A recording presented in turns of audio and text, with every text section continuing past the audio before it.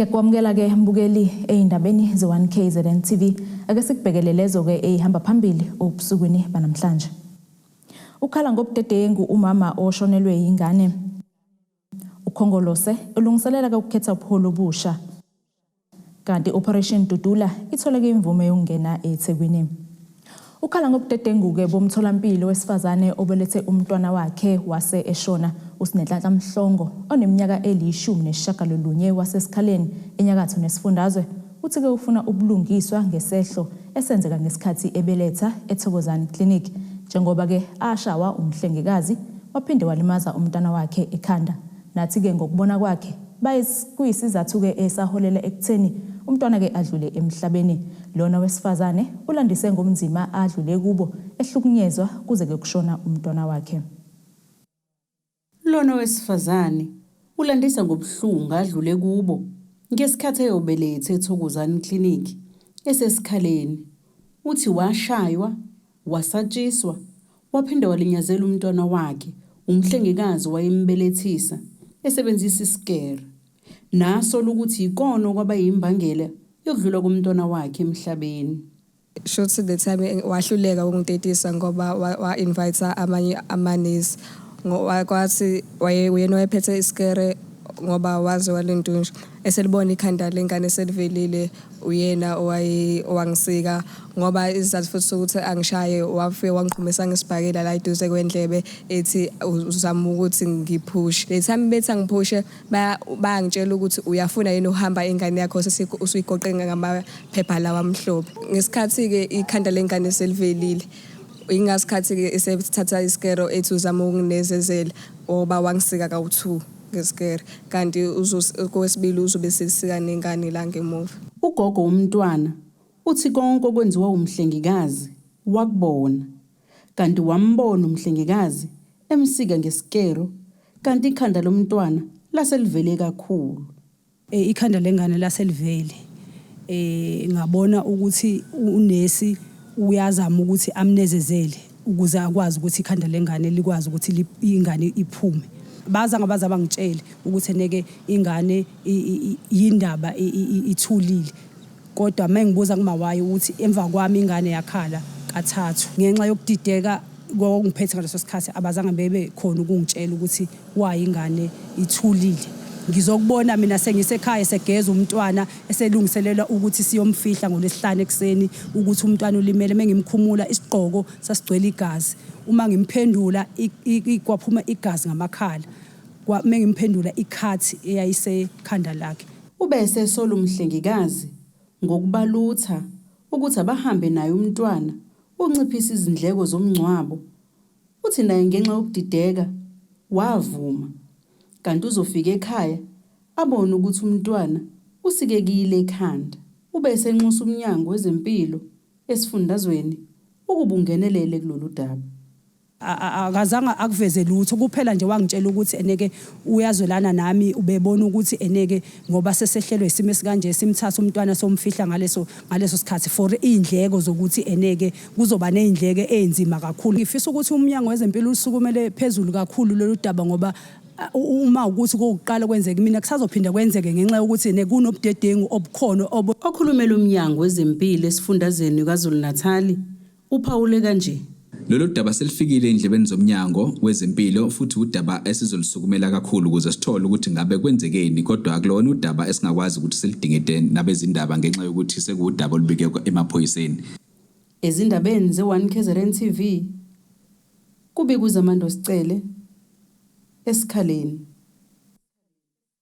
Izifunda kanye nesifundazwe zimatasa ke zilungiselela izingqungquthela zokukhetha ubuholi obusha ngaphansi ke kweqembu likakhongolose.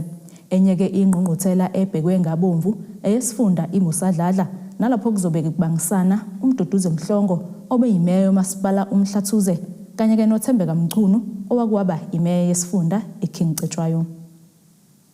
Iqembu likakhongolose limatasa lilungiselela ukusingatha izingqungquthela zokukhetha ubuholi obusha ngaphansi kweqembu likakhongolose kwisifundazwe ezahlukene. Kwenzeka lokhu nje kulindele ukuba iqembu likakhongolose lisingathe ingqungquthela yokukhetha ubuholi bukazwelonke ngokuphela konyaka. Esinye sesifunda esikhulukazi esifundazweni KwaZulu-Natal imusadladla kulendele ukuba isingathi ingqungquthela yayo maduzane. Izophinda ihlale kuyo lenyanga esikuyona uApril 23 and 24. Into njengamanje esasibambile kuze ingakwazi ukuhlala kwa-ANC before i-conference ihlale kufanele kunento ekubizwa kuthiwa i-threshold. I-threshold kufanele kube 75% wama-branch akhona la emusadladla. So njengamanje 75% usho ukuthi ama-branch awu-75 okumele mahlale. Njengamanje sesikwazile ukuhlalisa ama-branch awu-71. Kusho ukuthi sishoda ngama-branch ama-BBGM awu-4 ukuze sikwazi ukureacha u-75. Kule weekend esiyakuyona akhona ama-branch azohlala sithemba ukuthi-ke angaphezulu kweshumi. Kulawa yishumi athembisile ukuhlala ngeke singawutholi u5 ama-branch. Kwezinye izindawo kubonakala kungekho ukubekezelana kuleli iqembu likaKhongolose njengoba abanye beyisana ezinkantolo. Kanti kwisifunda imusadladla kubheke ukuthi umduduzi Mhlongo onguhlalo aqudelane noThembeka Mchunu ongusekela hlalo. I-contestation yasemusadladla hlezi nje i-peaceful. Namanje asinakho ukuthi khona umuntu ongasise enkantolo ngoba laba abantu abalidayo njengamanje bona futhi abacontestanayo. Kodwa uma ufika emhlanganweni ngeke uzubone ukuthi kuyacontestwana ngoba umoya esinawo umoya nje okuthula nomoya wokusebenzisana. So angikholwa ukuthi khona umuntu ongathi uye enkantolo. Imusadladla ayiyona lo region ekholelwa ekutheni inkinga afuna izixazululo abanye abantu abangaphandle. Siyacontestana kodwa konke sibona kuhamba kahle kakhulu akho umuntu ozoya enkantolo. Uma bekhona abafuna ukuya enkantolo siyobacela ukuthi asixoxeni ngaphakathi ngoba asikholelwa ekutheni inkantolo ufuna ingenelele emsebenzini weANC. Ngokusho kwaleli iqembu kwisifunda imusadladla angu-91 amagatsha azokwazi uba ingxenye lengqungquthela kwayi-107. Esidabeni ze-1 KZN TV kubika uThabani Maphumulo eMpangeni. Inhlangano i-Operation Dudula igcineke itholile imvume yokuthi ke ibambe imashi kulesi sifundazwe emva ukuthi ke izicelo zabo bezichithwa ngaphambilini. Lokhu ke kwenzeka emva kokungenelela kobuholi bukazwelonke obambeke umhlangano namuhla ekseni eThekwini ukufaka ke lesi sicelo njengoba ke imashi izoba ngempela sonto. Emva kwemizamo eminingi ebilokho iyenzeka isabalala nasey'nkundleni zokuxhumana mayelana nokwethola ngokusemthethweni kwenhlangano Operation Dudula obekubonakala kuphinde kuhoxiswe osukela namhlanje emva kokungenelela kobuholi bukazwelonke le nhlangano igcina ukwazile ukuthola imvumo yokuba ingamasha kulesi sifundazwe. Ukuzwa kabanzi ngayo le nhlangano nokuchazeleka nanokuthi iziphi izinto ezilindeleke ukuthi zenzeke mangabe siyenza le march sinaye la ongusekela sihlalo kwizwelonke umnomzane uDeni okuyena ozosichazela nangezinto esisike sayibona isabalala nakuzona izinkundla zokuxhumana. Mr Hadebe siyakubingelela siphinde sikwamukele osuku namhlanje. Siyakubingelela mama sinabantu base South Africa nje bephelele. Kumbukeli osekhaya olokhu ubona kwenzeka izinto komabona kude kanjani nasey'nkundleni zokuxhumana ngenhlangano Operation Dudula. Kafushane nje ukusichazela yini inhlangano Operation Dudula? I-Operation Dudula inhlanganyela yabantu base South Africa emiphakathi yonke isikhathelo okwenzeka ezweni. Kwenziwa abantu bokuhamba ubugebengu nokuthathelwa kwezingane zethu umsebenzi konke lokho. Ngoba ke abantu inkinga ziyafana. Kwatholakala ukuthi manje abantu bamaqembu kodwa bakhala ngento eyodwa abanalo izwi abakwazi ukuthi bakhulume ngalo ukuveza le inkinga. Kwase kuvela ke kumqondo ukuthi akwenziwe i-Operation Dudula ezokwazi ukuthi zonke le inkinga abantu base South Africa bakhulume ngezwe lilodwa ngoba inkinga zabo ziyafana. Namhlanje nila esifundazweni KwaZulu-Natal eThekwini la kubonakale khona osuka namhlanje nibe nomhlangano nezinhlangano nabezomthetho abahlukahlukene. Mangabe ungasithatha usibeke njengoba nize ngcine nitholile imvumo yokuthi ilaunch ibe khona la esifundazweni KwaZulu-Natal.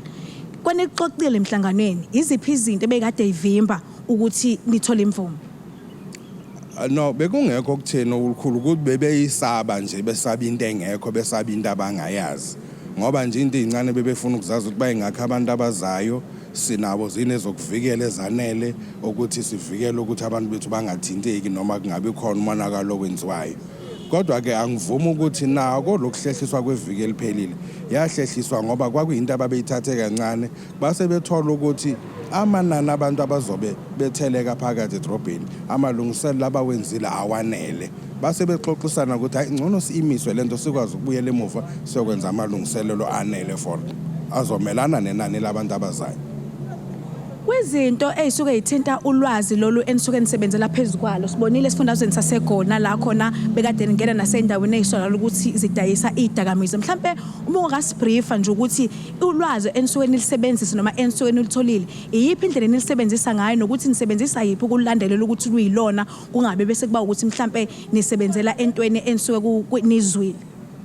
Angithi sikhumbule phela ukuthi amalungu eOperation Dudula abantu ekusuke besekuhlaleni abaphila kuleyo ndawo yonke into eyenzekayo bayayazi singathatha ubuhlakani abantu bakithi sibuthathe kancane sithi laba bomthetho yibabazi yonke into abantu bakithi bahlala kulezo indawo bayabaza ubugebengu obenziwayo njengoba nawe nje uyamaza umakhelwane wakho la uhlala khona ukuthi hayi lo owala ekhaya eSouth Africa lo waseMozambique niyazana nomama lo dayisa ama-apple lapha siyamaza ukuthi osukaphi lo own store siyamaza ukuthi hayi waseChina lo ngoba uhlala endaweni manje kuyaqoqwa lelo zabantu baze bathi na inkinga bona indle idakamizwa la zaphela ingane bese simema amaphoyisa hayibo akheni isikhapheni ningene kule yandlu na umphakathi uyakhala kwezinye indawo ke iningi siwatholela idakamizwa amaphoyisa enza umsebenzi wawo akekho umuntu oshayayo noma othintwayo siyababiza sodozana na umsebenzi wenu wenzeni na umphakathi uyazi ukuthi kunedakamizwa kuze kanjani nina ningazi noma abanye beni bayazi bafike bathatha intshontsho asazi kodwa ke uqinisekisa manje ukuthi izinto ziyenzeka izinto ziyenziwa abahlali ema-ofisini yiko sitho Department of Labour abaphume bangene kulama company aqasha abantu bokuhamba iHome Affairs ayithathela abantu abahamba bangosemthethweni make beye China kaye China make buye Europe akaye Europe sikhathele sifuna ukulungisizwe lethu manje sesigoqa kwemvume enitholile ngabe kuphi okulindeleke ukuthi kwenzeke njengoba nithole usuku langomhla ka10 no into esizoyenza ngoba umhla ka10 and kuzobe kuyisonto futhi lana ifana nento ukuthi sizoya sicelile ukuthi waseHome Affairs ngosiyazi isonto kodwa sikhulumile naye ukuthi asilinde sizohambisa incwadi izikhalazo zethu ukuthi ake benze umsebenzi wabo sisuke lapho ke ngoba abantu bakhalile kakhulu ngesigameko esenzekile sengane ebulewe umuntu okhamba watholakala elahlelelwandle bese siya kubo nabazomthetho amaphoyiseni la kwenzeke khona lokho ukuthi hayibo zaphela ingane nikhona kanti umsebenzi wenu yini kusukela lapho ke manje ukuyela phambili kumaviki azayo amalungu eOperation Dudula ala eThekwini azosala eqhubeka nomkhankaso ukuthi bathathe oLabor baye kulama company njengendlela esihlala senza ngayo kodwa umkhankaso abazosala bewuqhuba ke bona beyamalunga la eThekwini kaOperation Dudula behlanganyele nomphakathi wonkana.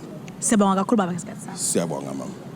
Uyena ke umnomzane uDen Hadebe ongusekela sihlalo wayeOperation Dudula kubuholi bukazwelonke njengoba echaza ngezinto ezilindele ukuthi zenzeke uma sebeqhubha imashayo kuyona lempela sonto esiya kuyona kulesi sifundazwe. Ngudebo Khosibisi eThekwini. Sangenele ke osukwini lesine umphakathi wasembali ungenawo amanzi amalungu omphakathi akhulume neziko lezindaba le1KZN TV athi kabhekene nengwadla njengoba ke sekupheleke izithuku eziningi kangaka amanzi engekho akukho ke lapho bowathola khona kalula bathi ke bathembele kwalethelwa izimoto sikamasipala elinye ke ilunga lithi kabathi ukuthi azobuya ninamanzi nomasipala ke awubachazeli lutho okuphathekayo. Ukhala ngokungabi namanzi umphakathi waselokishini embali eMgungundlovu. Ilungu lomphakathi uNonhlanhla Langa uthe bakhathazeke kakhulu ngabantu asebekhulile. Inkinga enkulu nje abantu abadala abaphatha woshukela ama-toilet size sisuke la siyowakhale ngaseyidene esibhedlela. Uma sifonela amakhansela athi amakhansela nje silosimile la sime ngo8 ekuseni ivaterikani izofika ngo9 amavaterikani ayadlula. Elinye ilungu lomphakathi lona lithe ukuhamba kwamanzi kuyalidla nasephaketheni. Impela ithanda ubanzima impela ngoba lento yamanzi ingqinamba kakhulu amanzi udingeka ukuthi size siyobheka kuma kwindawo eziseduze esondelene nathi lana ku Ward 16 kuyona inkinga nje esiba nayo kwazise futhi nakhona ukuthi ufuna usihambe nezimoto zethu esebenzisa upetrol yabona nje kuyinkinga and sekusuku lesine kahle hle it's the 4th day singanawo amanzi. Kanti ke laba bathi kuyabahlukumeza kakhulu ukuhamba kwamanzi. Yo, angana ukuthi ngachaza ngithini indlela engihlukumezeke ngayo. Ngingahlukumezekanga mina kuphela. Almost sonke nje umphakathi nje wala. Sihlukumezeke ngalendlela kangango indlela esihlukumezeke ngayo angiphilile. Ngivuke embedeni ngoba phela manje na indlela ekuvele kwenzeka ngayo. Asikwazi kuphuza amaphilisi, asikwazi kwenza lutho, impilo nje ivele yastaka nje out of the blue. So nje ukungabikho kwamanzi ayichabandla kuhlukumezeki. Yabo njengamanje nje silesime nini, silesihlale nini la. Amavaterikana ayadlula nje. Nayizolo amavaterikana asidlule. Sasa sagcina sesibona ukuthi into ezolunga la ukuthi sivala umgaqo. Khona sizozwa kahle ngendaba ngoba besingachazelekile singazilutho ukuthi bekwenzakalani. Umasipala umsunduzi ukhipha istatement wathi imbangela bekuqhuma kwepipe elikhulu eliphakela lemphakathi kodwa ke amanzi asezobuya kancane. Ayanda Dube wezindaba ze1KZN TV ngibika ngisemgungundlovu. Mbukeli ke asike sithishelele ezitolo sizobuya nazo indaba.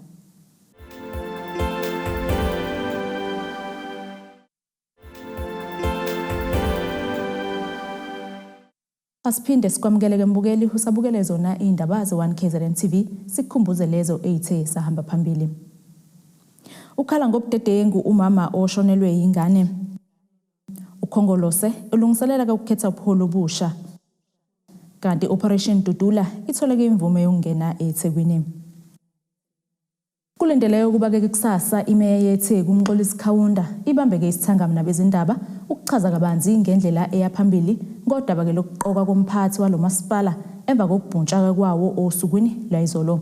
Osukwini lwayizolo amaqembu aphikisayo avote aphikisa ukuqoka kwaMax Mbili abeke kulesi sikhundla njengoba ke igama lakhe bese ke lifakwe kuhlaka olusingethe loluhlelo njengoba ke esola ukuthi ke kunenhlese zepolitiki ukufaka kwegama lakhe. Kumangaza abaningi ungavoti neANC kwamaqembu aphikisayo eThekwini ngesikhathi kumele kuvunyelwane ngoMax Mbili ekuthene abe umphathi walomasipala njengoba kwaphuma uSipho Nzuza owayephethe lesi sikhundla ngenxa yezinsolo zamacala enkohlakalo. Lamaqembu athi ukunika ivoti ANC ukuthi iphathe umasipala akusho ukuthi asengamalungu ayo. Ngoba phela njengoba sasivote nayi ANC kwangasho ukuthi esamalunga eANC kwakusho ukuthi kulolo daba basingesilungu on a matter we agreed. Yikho sithi sine working arrangement neANC yokusebenzisana. Ikona ke lokho kudala ukuthi izolo obengaqali ke futhi ke amaningi amanye ama-issues mhlamba agcina engafiki kunina beindaba la iNFP ebivota khona against iANC abakuye kungayona into entsha futhi akuyona into futhi eyenzeka kuphela kumasipala waseThekwini. iDA kuyiqembu ngelesibili ukuba nezihlalo eziningi isole politiki egameni likaMbeli. Kuthe kusaqhubeka ama-interview sathola ukuthi iqembu lika-ANC esifundazweni selenze izincomo zokuthi omunye walabo abebegaqelele isikhundla kube uyena leli thimba ebeliza inhlolo khono elizomqoka njengomuntu ozongena esikhaleni sika city manager. Ngaleso sizathu ke sibona thina njenge-DA ukuthi uhlelo lonke lolu selinenhlese yezepolitiki. Lamaqembu athi akukhethwe ngokungacemi kulesi sikhundla. Ngoba iqiniso lithi ikhense enkulu eSouth Africa idala ukuthi kunemal administration komasipala. So uma ngabe singali-address lolo daba ukuthi once siqasha abantu abafanele ukuthi benze umsebenzi ofanele siyohlala thina njengama-politicians siyithathe iy'nqumo kuyizona kodwa mase kufanele kwenzeke i-implementation yakhona kube nenkinga ngoba kuba khona le cancer esikhuluma ngayo. Thina njenge-NFP sibheke ukuthi kube umuntu one-integrity, kube umuntu ozokwazi futhi asebenze angasebenzi with the mandate ye-party line kodwa asebenze according to imithetho elawula umasipala. Ngotebogo Sibisi eThekwini. Amalungu omphakathi akhele indawo yasogunjini kanye nentapuka endwedwe athi ke aphoxekile ngokukhohliswa uhulumeni wesifundazwe. Lamalunga asho kanje ngesikhathi ekhuluma nethimba lezindaba kulandela ukubhidlika kwebhuloho uP1713 nokusengokwesibili ke libhidlika esikhathini esizinyanga nje ezintathu. Laba bathi ke okwaphatha kabi kakhulu ukufika kukandunankulu Sihlezi Kalala ngozibandlela ehambisana noPhegi Inkonyeni ongungqongqoshe omnyango wezokuthutha esifundazweni nababathembisa ukubalungisela lo monakalo kepha akukho sokwenzekile namanje. Izimvula ezihlasele ngempela sonto sesiphindileke zaphazamisa ukusebenza kwebhuloho uP713 endaweni yasogunjini eNdwedwe njengoba ke zibhidlize lona ke leli bhuloho elibhekane nayo ke lenkinga ngesikhathi sangonyaka owedlule ngoDisemba. Leli bhuloho ukubhidlika kwalo kuphazamisa ke ukusebenza kwezinto eziningi njengoba ke kuxhumanisa indawo yaseNdwedwe kanye ke nasosindisweni enesibhedlela esisebenza ngendlela eyisimanga. Maligcwele ibridge njengoba imvula zina kakhulu asikwazi ukuwela siye ngaphesheya izimoto zijiya ngaphesheya zibuyele emumva ngesikhathi zibuyele emumva ukhokha imali esingaphezulu kwaleyo buzoyikhokha ubuya Everalem imali suke sithimezekile. Sinenkinga kakhulu njengoba kubikiwe kwathiwa khona imvula ezayo ezinye ezinkulu shuthi kusazophinde iqale phansi futhi zine kakhulu imvula iphinde futhi libhidlele le bridge belizanyeyo lafa kweyihlabathi. Okubhlungu kakhulu umuntu mayewela la kugcwele ibridge njengoba beligcwele nje Saturday bekunzima kakhulu uma wami nje ubeyetohweni lakhe kodwa uhlulekile ukuwela kwaze kwaphoqa ukuthi ufuneka ame ngaphesheya alinde umuntu ozoqhamuka ambambe ngengalo akwazi ukuthi awele awugibele imoto zangaphesheya esikhaleni. Besicela ke njengoba bebesithembisile bathi bazosilungisela ibridge sisalindile namanje naleli laseqaleni ibridge lalungiswa lama kanjalo njengoba lisamile nje sicela ke leli babethe bezoqala phansi ke elinye elisha sicela abandla basilungisele lona. Ngesikhathi ithimba lezindaba lihambeleke kuyona le ndawo lifica wona amalungu omphakathi ephinda ezama ke ukuzilungisela lona ke leli bhuloho ukwenza isiqiniseko sokuthi ukusebenza kuyaqhubeka. Aphinde ke akhala ngokuthi ukumiswa kwaleli bhuloho kuphuceke abantu isinkwa njengoba ke abantu basebethole umsebenzi. Bafisa ke ukuthi ukuqhubeka kwaleli bhuloho kubadalele wona amathuba omsebenzi. Abanje basathenjiswa indaba omsebenzi njena kona kubhlungu kakhulu ngobani abantu abaningi la emphakathini bahlela abasebenzi. Njengoba sasesithembile ukuthi kuzoqhamuka indaba yebridge sasesithembile ukuthi sizokwazi ukuthi nathi sithola amasenti size sizobamba amatoho lebridge. Nakulokho okudlule lamiswa ibridge babambayo bathola amasenti nakulokho bese sithembile ukuthi khona abanye abazothathwa futhi nesiphinde sithole namasenti njengoba sihleli somphakathi sibaningi kakhulu esihleli besicela basizeni ngimayelana nebridge ukuze sikwazi ukuthola isenti. Leli bhuloho laqala ukwakhiwa ngonyaka ka2018 ukwakhiwa kwalo kwakuzodla yona ke imali ebalelwa ku65.7 million wamarandi njengoba ke namanje lingakakhiwa.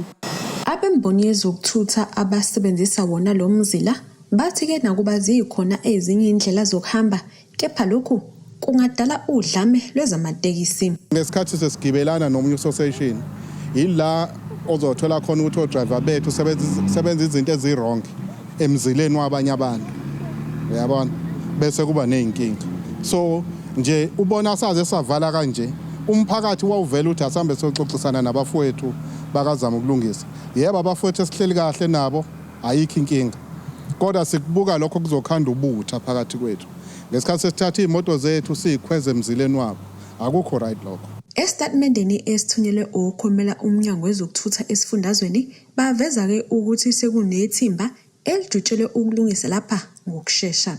Ezindabeni ze1KZN TV kubika uNtombi khona Mvubu ngisogunjini eNdwedwe. Asiphinde ke sithishelele ezitolo sizobuya nazo indaba.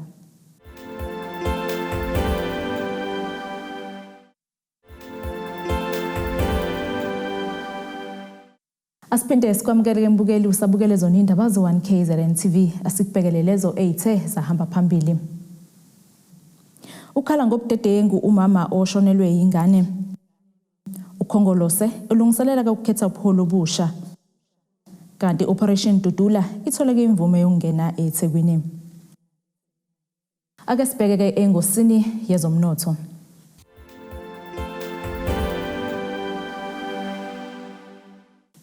irandi lu-14.57 maqhathaniswa nedola lasemelika, libe u-19.12 maqhathaniswa nopond waseBritain, libe u-15.98 maqhathaniswa ne-euro yase-Europe, igolide lona libe $1,930.08 i-ounce, kuthi wona ongahluziwe wona ube $107.53 umphongolo. Asibheke-ke engosini yezemidlalo.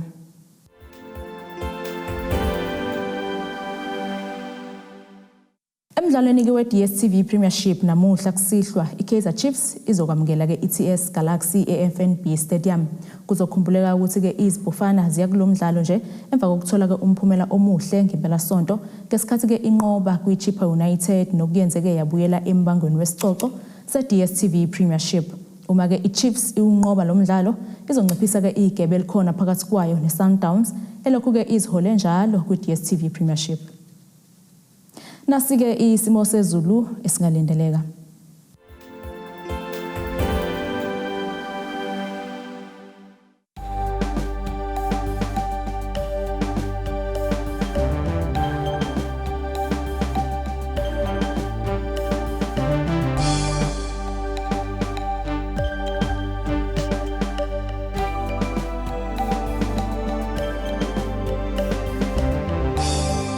Bukeleke ziyaguqa lezi besikuphathele zona osuku namhlanje. Mina nawe ke hlangane ngesikhathi esilandelayo. Nginifisela usuku oluhle.